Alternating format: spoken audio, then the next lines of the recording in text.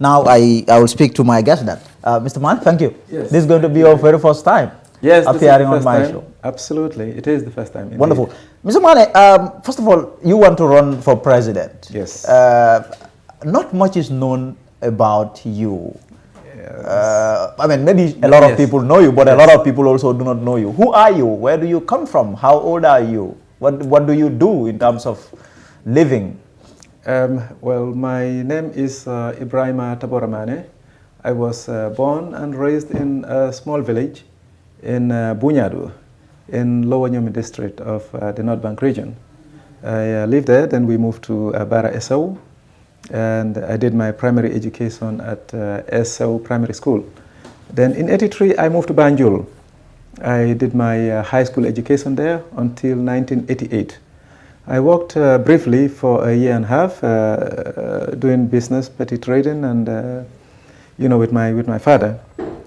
Then in 1990, I went to the United States. I went to the borough of Manhattan Community College. I did my associate's degree in accounting and finance. Then I went to the State University of New York. Yes. That's in upstate New York, Geneseo. I did my degree there in finance and accounting. Thereafter, I did some courses in finance and financial analysis, due diligence, estate agency. So I came back in 2003 after 13 years in the US. That's from 1990 to 2003. I started working with Deloitte and Touche. I worked as an auditor. I used to audit a lot of companies, mostly government institutions, parastatals, banks, NGOs, insurances, from 2003 to 2010. But when I came back, I was also doing my own business on the side. So whilst I was doing the audit work, in 2010, I used to audit Shell company. It's a petroleum company. Then it was acquired by Galp. So I was auditing Galp, and they had an interest in me working with them. So I went to Galp as a financial controller. I was there until Petrogas took over from Galp. So I've been the financial controller since 2010 to date. But I'm also a businessman and also a farmer. So if you may, I enjoy farming. I would say it's one of my hobbies. I do like a 20-hectare farm minimum every year for the past 10 years. So far, that's my life. Besides that, you said about my age, I am 51 years old. You are 51? Yes. Let me ask you this general question. This is a question that I ask every Gambian who has expressed interest in running for president. Yes. Why do you want this job? Why do you want to be president? To tell you, for me, in fact, initially I never had an interest in the presidency or politics. I had a garden. I wanted to, retire within the next 5 to 10 years, go and be in my farm as a recluse, if you may, or what they call a Sufi, and do my farm work and, worship my creator. But what the scholars said, especially the Arabic scholars, they said, there's this saying, Hubbul Watan Minal Iman, meaning to love your country is part of faith, meaning being patriotic is part of faith. So I've seen my country, it's failing. I've told people I am, from my own assessment and my understanding and my analysis, the Gambia as a country is failing or has failed. And it's like we are in a bus. Yes, there's a driver of the bus. And we are in the bus, and the bus is on top of a cliff, a mountain, if you may, going at a speed of, let's say, 50 kilometers an hour. When we get to the edge of the cliff, we are definitely going down. We're going to fall down, meaning the Gambia is going to fail. So as a patriotic citizen, I think after discussing with people, like-minded people who share the same vision, the same love of country and the same desire to at least transform this country for the better, they had this trust and faith in me. So we agreed, we said, okay, we will come up with solutions. First, we have to identify what the problems were. And we've done that for some time, over 2 years. We've at least identified what we thought most of the problems were. And then we came up with solutions. And then we try to look at other political parties to see if there is a party whose agenda, whose plans to develop this country is very close to ours. And we've seen, some plans by other political parties, but they are not radical enough. And to really develop this country, to avoid our country being a failure, I mean, whatever step must be taken has to be very radical.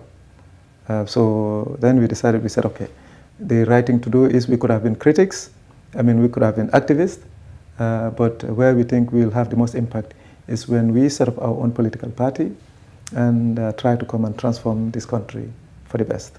So are you saying the love or the interest or the liking for you to be president that started two years ago? No, not actually 2 years ago. A long time ago? Yes, well, it's like you look at your country, and we've all gone through this. We sit whether it's in the farm or in the bantabas or the people that we call VUs, we sit around our friends, whether it's in the offices that I used to work at, or when I'm working with my business partners, and then we discuss.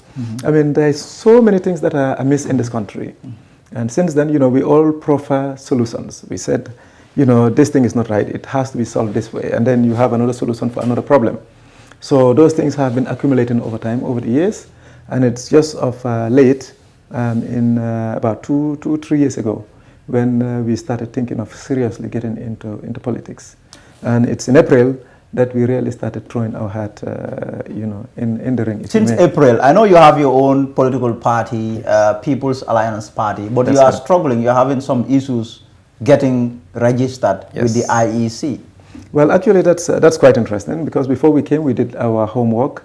We had this belief that the registration would have been a very smooth process, simply because we engaged the IEC. We told them of our interest to register a political party. So they told us what the requirements were, and they asked for us to write to them. We wrote to them, they replied, they gave us a package.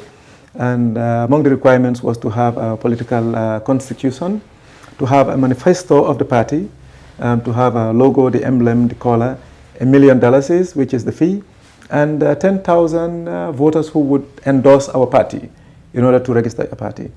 Mind you, that was in April, around the first week of April. We went ahead, after really very hard work going around the country. We obtained all the requirements. We submitted them in June. Just before the end of June, we submitted the application with all the required documents. And then a week later, the IEC wrote to us and said, well, yes, you've brought in all these documents, but the voters cards that you brought in for the nomination, they are of the old voters cards. And they said they are null and void, meaning they are expired, and we needed to go back again and collect the new voters cards. And it doesn't make any sense to me. I told them I don't think it has any legal support for them to decide that, because when we engaged them and they told us and gave us the green light to go and collect the endorsements from the voters, then only the old voters cards were available.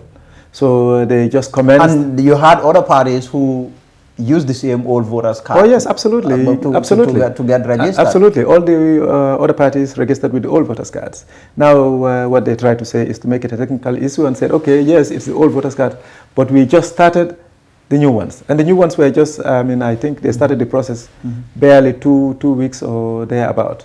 So it doesn't make sense that you are issuing new ones. They're not ready yet, and you cannot accept the old ones. So they put us in a limbo.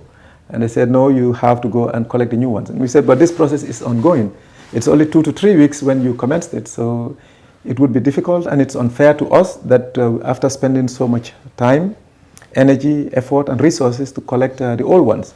So we had to go back again, crisscross the entire country, and try to collect the new ones. Has that dealt any blow at all to your campaign? Because this absolutely, absolutely. It really affected our plans, because our plan was that in July, we assumed that they would have given us the go-ahead and registered the party. So we would have been a household name by now. We would have had time to go across the country to acquaint the citizens with our party. We would have been able to sold our manifesto and our agenda. So it really derailed our plans. In fact, most of the people that I spoke to thought it was deliberate, They thought that there were some people behind pulling, their strings. Yeah. But I told them that we are law-abiding citizens. I mean, I would give them the benefit of the doubt, even though I don't agree with their decision. So we went ahead. We collected the new ones. We submitted the new ones. They asked for 10,000 signatures. We gave them 12,700. This was given to them more than 2 weeks ago. So we are still now listening. But you know what the legal scholar said? Justice delayed is justice denied. So meaning we're trying to get in the ring, and if they're really delaying us for whatever reason, it would be really unfair to us. And I hope, because apparently it seems like they're trying to disenfranchise lots of Gambians. And their name says everything: independent. I mean, electoral council. Yes. So they should be independent. They should be impartial. I mean, people's perception. In fact, they shouldn't allow people to perceive that they're not doing something. I mean, right. And because of this, some of the other political parties are using this as an advantage, going around telling people that these people have been deregistered or they're not going to be registered by the IEC, and there's all sorts of things. Your opponents are using that against you. Oh yes, absolutely. In terms of, I mean, you are coming at a time when it is very competitive. Yes. You have all these Gambians who have expressed interest in, but also you have the old guard, people who have been there long enough. Yes.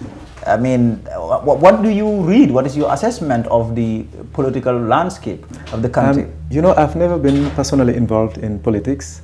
I've never spoken in any political platform, but I was always in a political environment since the First Republic to the Second Republic. And I could say up to date. We did our analysis, we did our study, we did our research, and we believe that we can win simply because if you look at the previous elections, but let me use 2016 as a base. In 2016, the APRC had 207,000 or thereabout.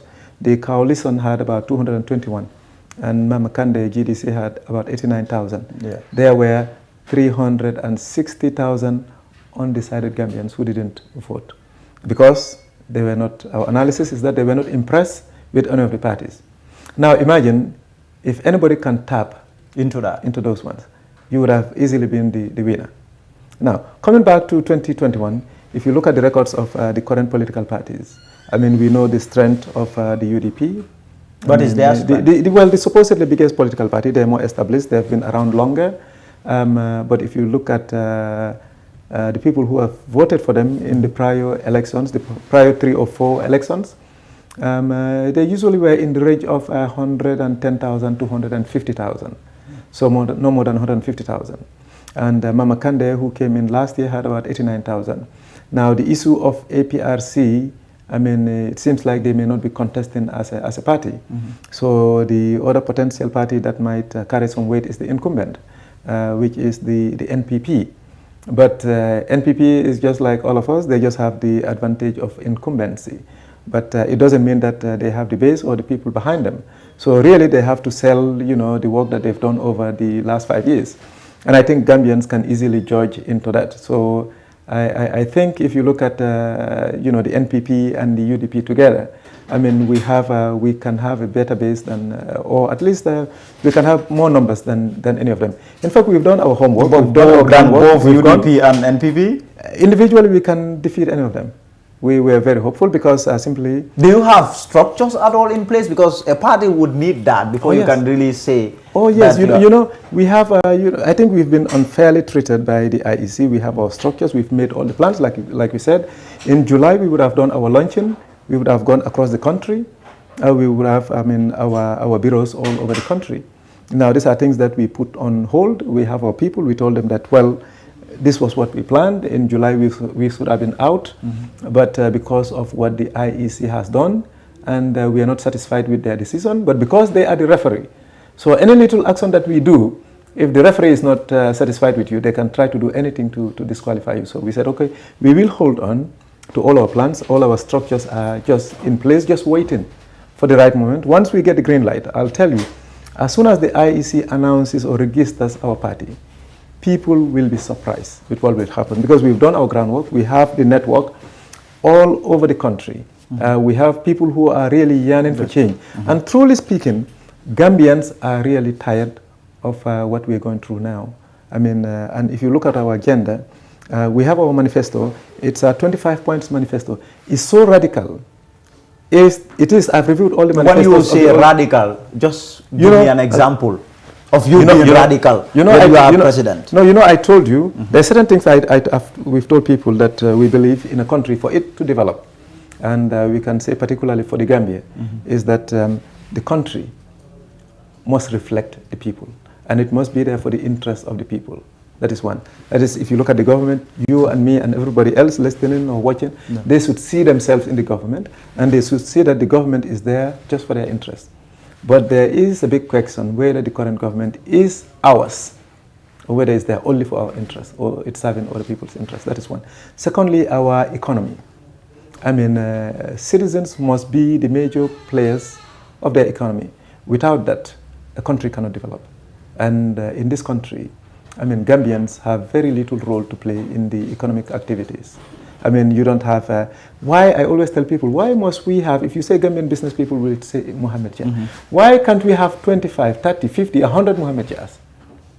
Because we are not, we've been crowded out of the marketplace. So we are really not playing active roles in the economy. And thirdly, our security. It's like we've outsourced our security. I mean, Gambians should have been the ones to really secure their country. But if you come to our agendas, you want to know about our agendas, I'll tell you some things that we wanted to do. One, in terms of agriculture, which I enjoy, that is something that I do. I have a passion for it, and I do it for a living. Now, if you go to other places, in the Western countries or in the Asian countries, there's a lot of support given to farmers in the forms of subsidy. That's not happening in the country. They will tell you about fertilizers, but I'll tell you I'm a farmer. I mean, not much is happening. I mean, if you look at farming machineries, I mean, most of the farmers in developed countries, the farmers are given machineries to pay over a long haul, long time, let's say 10 or 20 years. In the Gambia, that is not happening. I mean, some years ago, the Gambia used to, for groundnut alone, we used to produce about 140,000 tons of groundnut. Now we can hardly do 20,000 tons. And you wonder why. It's not rocket science. It's very easy. If you empower the farmers, if you give them all the fertilizers, I mean, the machineries that they need, I mean, that will transform the agricultural sector. The other thing that we said we will do is we will, in this country, at least minimum every year, we will assist Gambians to be industrialists. We will, at minimum, create 5 Gambian multimillionaires in this country. And that doesn't mean to take a bag full of millions, 10 million, 20 million, and give it to them. No. You look at people, whether in the agricultural sector, in the fisheries, in the importation, and then in the manufacturing sector, all sectors that are critical. You look at people who understood their sector. I mean, they're honest, they're hardworking, I mean, they're dedicated, they know what they're doing, and give them all the support that they need.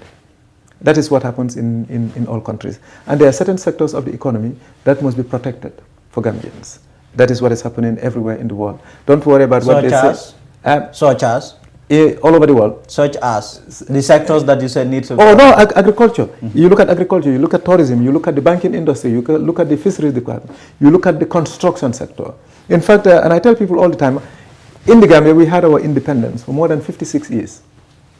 And up to now, we have to outsource the construction of roads in this country. To build roads is the easiest thing to do. All you need is, sand, which is abundantly available in the country. I mean, you need stone. I mean, you need water. I mean, you need young, able-bodied men. Those are all available in the country. I mean, and then you need machinery. We could have body machineries and bring them in the country. And then engage the area councils, empower them so that they can be involved in the road construction. I mean, even during the First Republic, they used to have what they call the PWD. They were actively involved in road construction. If you look at the Banjul and Banjul, I mentioned Banjul a lot, the Banjul road construction and sewage. And you look at the Hakalang Road, where I hailed from, I mean, about $37 million is spent in the Banjul project. What they're going to spend in the Banjul project. $37 million US. We're talking about $2,000 million. Come on, that's a joke. $2,000 million to do the work that has been done in Banjul. If we were to do the work in Banjul, what we would have done is we would have acquired some machineries, all the construction machineries that we need. no more than 200, 300 million. And then we would have bring in the sun, readily available in the Gambia, the water easily available in the Gambia, the cement and the road, all available in the Gambia that we can get, young able-bodied men available in the Gambia. The few technicians that you need, I'm sure they're available. If none, if you need maybe a few that you need to bring from outside, they can come in, they can work with Gambians, and then you could have built the road for less than a fraction of what they said they spent on the road. We could have done the same thing for no more than $500 million. And we would have saved this country more than 1.5 billion or $1,500 million. That's why I said our country has failed, because our governments don't know their priorities. They don't understand business. They don't know economics. They don't know agriculture. I mean, it's like we're there just to govern. And if you look at our budget, the Gambian budget is about more than $25 billion. About 25,000 million. $25,000 million. I can tell you that because I'm an auditor, yes. I'm a financial analyst. Expert. Those are things that I enjoy. You enjoy. I love looking at numbers and yes. looking at how you derived those numbers. I mean, I can tell you there are certain loopholes that if you plug, you could in the budget, you could easily save about 20% of the budget. That is 5,000 million. And what we intend to do is to do what we call regional development. We will decentralize growth. I mean, growth is concentrated only in the central government or in the Greater Banjul area. So how are you going to go about that issue of decentralization? Oh yes, because we said for us, part of our agenda, that's why I said our agenda, no one has an agenda or a manifesto or a plan that is even close to what we wanted to do. That matches yours? Yes, not even close. In fact, who developed this manifesto? Who developed it? Is it you or you along with your experts? Yes, myself and my experts. I was the brainchild. Like I said, these are things that we've been thinking over, not just overnight. I mean, it's been several years that we look at a sector, try to understand the sector, come up with solutions, and we talk with all Gambians across the board. Those in the offices, we speak with them because I work in the office. So whether those in the banking sector, in the insurance sector, in telecom, petroleum, I speak to all of them. You know, when I audit, we discuss, we said, okay, these are the problems, we highlight them. When I do farming, I sit with the farmers, I'm in the field, I talk to them, I know what their issues are. Mm-hmm. So, you know, when I do business, I talk with business people, they tell me the challenges that they're facing. So we put all this together over a period of time until we feel like we had, you know, at least the adequate solutions for the country. But to decentralize growth, we said every year in each region, we have 7 regions in the Gambia, LRR, URR, CRR, North Bank, Banjul, KMC, and West Coast. Each of the regions that are not heavily populated will invest no less than 100 million every year. And that is only towards development, towards creating employment for the people. And the West Coast and the KMC, which have more people, will invest like 300 to 300 million a year. So that at least within the rural areas, in the other regions, there will be employment, agriculture will boom. The people who live in those areas don't really need to migrate to come to the urban areas or the Greater Banjul area looking for employment. That will definitely bring a lot of relief in this area, and it will create a lot of employment. So ours, and even in our the security sector will really not be there to be paid just to be there. I mean, they will be in charge of security, but within the security sector, especially within the military, we will have a unit that will be mostly involved in construction, whether it's road construction, an engineering core within them. Exactly. That is one of our plans. I mean, if you go to other countries, you have the military who are actively involved. I mean, I was surprised the last time we had this that windstorm. It caused a lot of destruction across the country. I mean, if you go to any developed country, the first thing that would have happened is that the security would have come in within 24 hours. Now, the poor people, I mean, it took more than a week, more than 10 days, I think, before government even reacted to them. I think the NDMA went, and their hands were tied because they have very little funds, very little resources. There was not much that they could have done. And when I spoke to the people, you know, what they were given was $250. I mean, for a household, $250. Well, someone saying they were given 6,000 per house. The ones that I knew were given 250. And I have clear evidence about that. But even without that, I mean, the securities would have been engaged.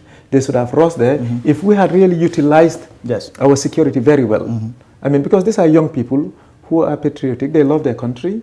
I mean, they want to sacrifice their lives for their country. I mean, these are people who could have, I mean, assisted in the buildings of bridges, in the buildings of roads, and that will really reduce the burden on our economy. And also, I mean, if you look at our budget, it's about 25, like I said, it's a little bit more than 25,000 million. This is way too small because the government is not creative. I mean, if we come in, this will increase by year no less than 10%. I mean, within 5 years, this country will be transformed such that any Gambian who is out of the Gambia, they will desire to return back to the country. But what I wanted is, as a citizen, you know, you have to love your country. I mean, for me, what I cannot understand is that when we as Africans, I mean, I like I said, I was in the US, we were in the university, in the same university with people from different races. I mean, we have people who are whites, I mean, Chinese, Indians, and Africans. We do exams with them. I mean, sometimes they outperform us, sometimes we outperform them. I mean, there are Africans who do better than any person, be it white or Arab or Chinese. Now, we had the same education. I mean, we are just the same people. They are no better than us. So why can't they develop their country? And for us, when we come back to our country, it's like we are backward. But that's not only an issue. If you go to the Western countries or to the Arabs or to the Indians or to the Chinese, they have a far better standard of living than us as people. And now I'm speaking of Gambians, let's say. And then if they come to our country, they have better living standards than us. It's a shame. So we have to love our country. We have to be patriotic. We have to be dedicated. I mean, we have to come together as one. We have to love each other. We have to be honest to each other. But our leadership, they have to be very honest. They must be very transparent. They must be very hardworking. I mean, otherwise, I mean, the way, the trajectory that the government is taking, I mean, for us, what we've noticed is that the country has failed. Now, let's also talk about, I mean, politics in Gambia. When you see someone expressing interest in seeking political office, you have some who would say that it's because of money, because that is where it's easier for people to get money, for people to get rich. Yes, there is a possibility of that, and there is a truth to that because of politicians. It's but what I would challenge anyone to do is look at all the politicians. Look at their integrity, their character. I mean, look at their background. I mean, look at them and see how you know the kind of person that they are. I think that should say a lot. And then, you know, most of it is caused by us politicians. I mean, like, I'm a politician, I want to get into politics, and I am vying for the presidency. I come in, I have a single house. I have just your average car, and I don't have more than $1 million in my account. Now, I come in 1 year, 2 years, 3 years, I'm dishing out millions of dollars. I have 10 million houses, my cousins, my friends, my wife, my friends, everybody has like millions of dollars. I'm driving luxury cars. I mean, they're saying that I have foreign accounts here and there. I mean, that's what we do. So it tells a lot. No, anybody with common sense would know that obviously this is not right. And that is encouraging other politicians or other people who are not really that sincere or who are greedy to come in, I mean, and try to, you know, at least enrich themselves. And there are others who are also mostly supported by vested interest, politicians. I mean, they will tell you, okay, we will support you, we will finance you, and then once you are there, you protect our interest. I mean, because any president who tells you that there is a businessman who is funding me or who is giving me money, I mean, yes, there may be an element of truth to that. But I'll tell you this, if a businessman gives you $1 million, he's going to get $5 or $10 million from you one way or the other. So usually it's all, you know, a form of corruption, if we may. But I think to actually remove that doubt, any politician who is really sincere and honest and fair, what they should do is they should declare their assets. If once you are selected to the presidency, you should declare to the people that these are my assets, this is what I'm worth, and every year, I mean, at least minimum or at most every 5 years before election, you should declare your assets. That should be assets. For us, that is one of the things that we that you intend to, to But what I'm saying is that what politicians need to also understand, and I mean, all politicians, from the incumbency to all those who are vying for the presidency, they should know that these are public funds. it belongs to Gambians. There are Gambians who don't even have fees money. There are some who couldn't pay school fees for their children. There are some who don't have roofs over their head. If you should acquire millions, thinking that, you will have a better cushion for your offspring, for your children and their children, thinking that they can have an easy life, they don't need to work and struggle and educate themselves too much and go through what the average Gambian is going through, you're fooling yourself. Because I believe God is a fair God, is a just God. You would accumulate all those funds, and eventually it will not. It will not benefit you or your offspring. Now let's also talk about this election. It's going to be a very important election. The first election since the end of former President Jammeh's rule. Absolutely. The first democratic elections. What do you see in terms of how it is going to look like? We have less than 80 days to the election. Most people say they don't hear a lot about us. In fact, our manifesto came out. When we came out with our manifesto and our agendas, we had this understanding that there were some people who were really looking into our manifestos. To at least borrow them. I don't have a problem borrowing, but give credit where credit is due. So I said, okay, before they take over our manifesto, we published it in the Standard newspaper. That was some 3 months ago, I think, if my memory is right. And after that, we translated our manifesto into the local languages, that is Mandinka, Wolof, and Fula, and then we're doing it in Serer and Jola and Sarahule to reach to the Gambians, that we want to work with the Gambians and we don't want them to understand. But the first thing that we need in this country that we need to understand is that we have to be united. There's no country that can develop without unity. We cannot progress without unity. We have to understand and accept that God, for whatever reason, chose to make us Gambians, to make us reside in this small piece of land that we call the Gambia. So we all have to love this country, love each other, work together to develop the country. That is one thing. But I think the way politics is going to come out is that there may be some political parties that will not go all the way to the end of the race. I think there may be some coalitions. I believe there will be. Some have just happened. We heard of the NPP and the APRC alliance. UDP might be aligned with others. And there are other parties that are trying to make coalitions as well.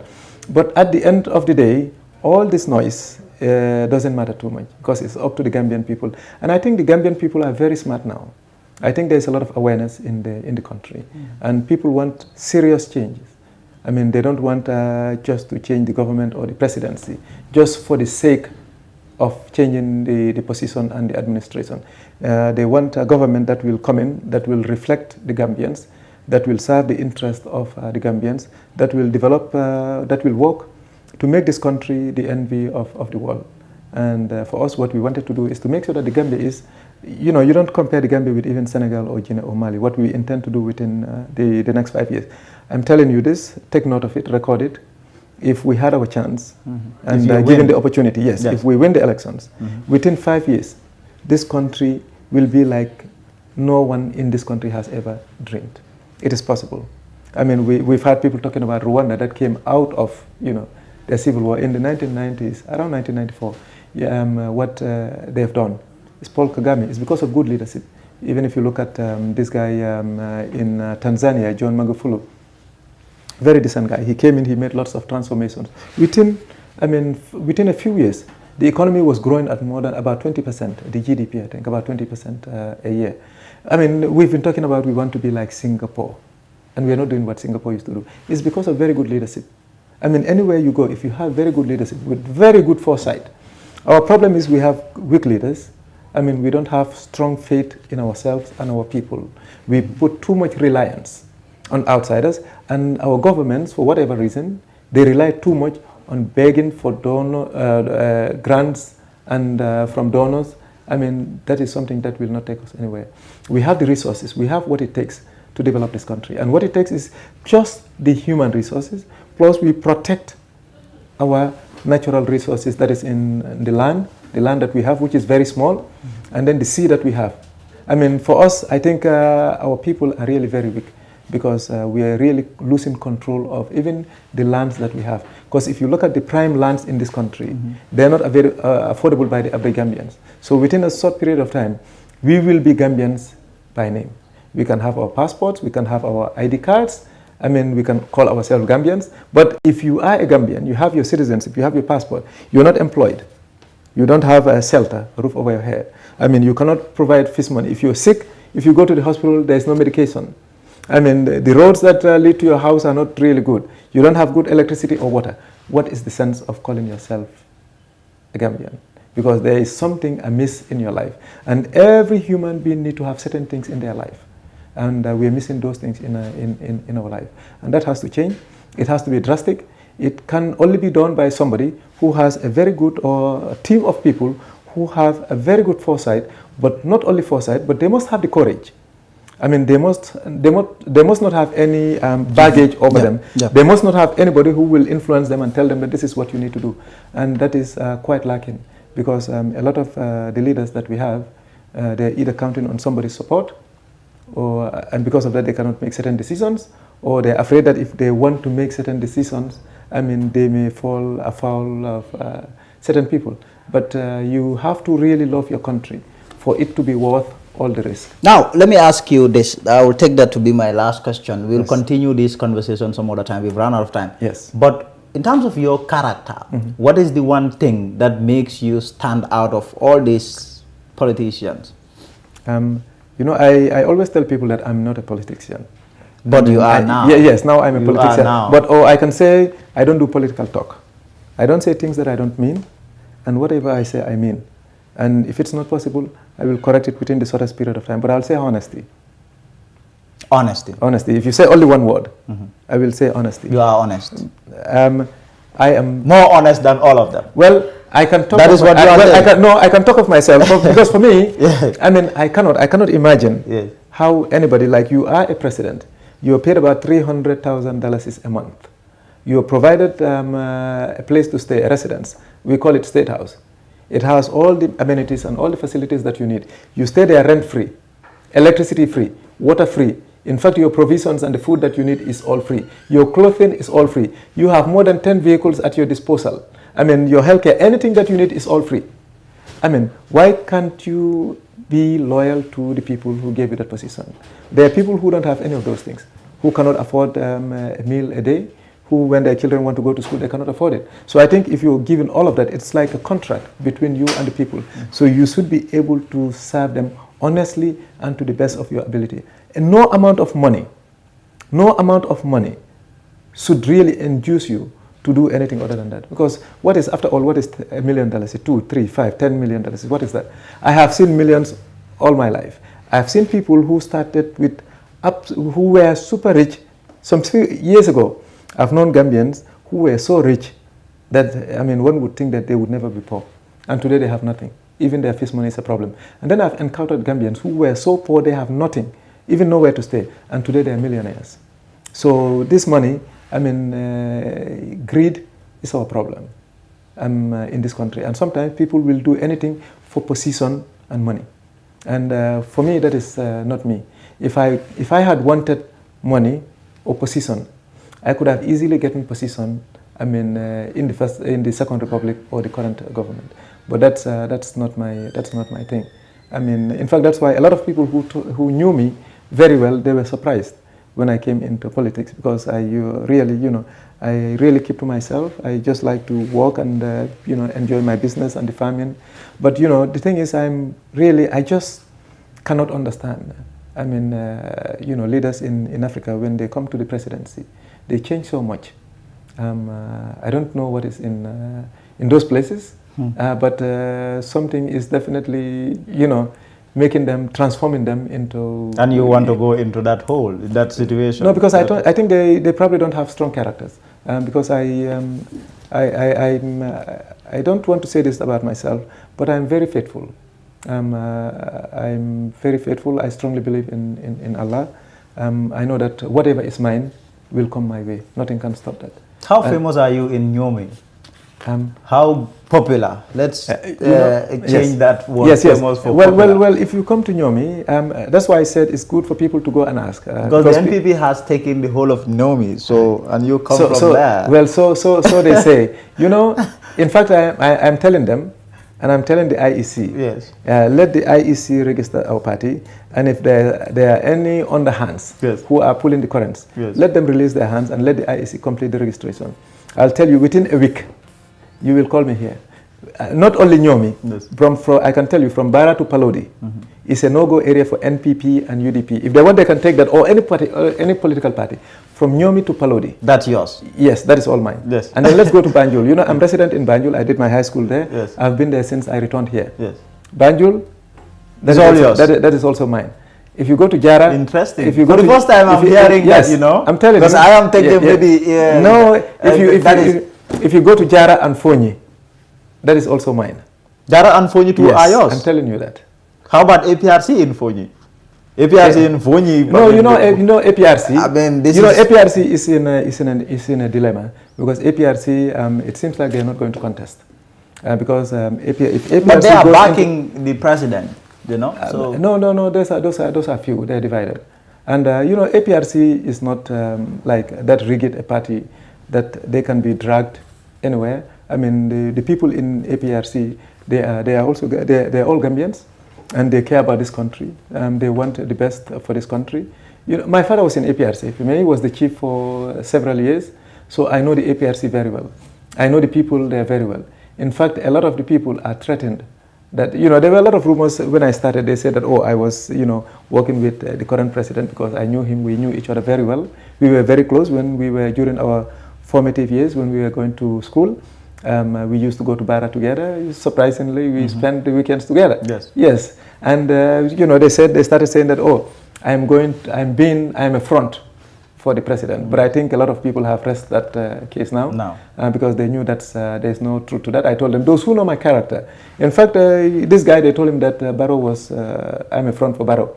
And he didn't even come to me to discuss with me. He swore to his family and to his life that he said, the person that I know will never betray this country. If he wanted to go to Barrow, he will come out and tell people that I'm in for Barrow. And APRC, after there was another rumor that APRC is going to choose me also as a candidate because they think, because of the relation that my father had with. But yes, APRC, they're Gambians, and they want what is best for the Gambia. And APRC is coming our way. In fact, that's why these people are paranoid. They are sick. They are threatened by the registration of our party. Because once our party is registered, I've always told people this, there will be a tsunami, there will be such a changes in the political environment that everybody, majority of the people will be PAP. And you can count on that. Mr. Manneh? It's not speaking as a politician. Yes. But I'm telling you. In fact, that is the one thing that I find really interesting. All of the political leaders that I interview, all of them will tell me, I am the most popular. I have the base, the support. Yes. I am going to win. Yet, there will be only one winner. Yes, absolutely. So, someone somewhere got to be lying to me or not telling me the truth. Absolutely.